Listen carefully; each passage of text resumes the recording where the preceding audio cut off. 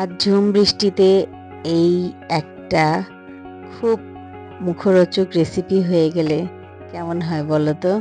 ভাতের সাথে তো এটা খুব মানাবে। বৃষ্টি ভেজা আজ পরিবেশ, আজ তেমন কিছু খেতে ভালোও লাগবে না। আর খিচুড়ি মাংস কতই বা ভালো লাগে।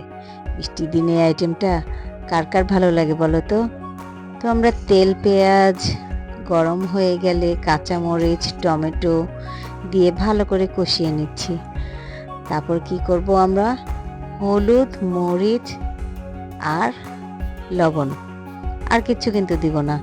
এ মাছের নিজেরই একটা স্বাদ গন্ধ থাকে, তাই সেই স্বাদ গন্ধটা পেতে হলে মানে অথেন্টিক ফ্লেভারটা যদি রাখতে চাও, তাহলে হলুদ মরিচ লবণ ছাড়া আর কিচ্ছু মশলা দিবা না।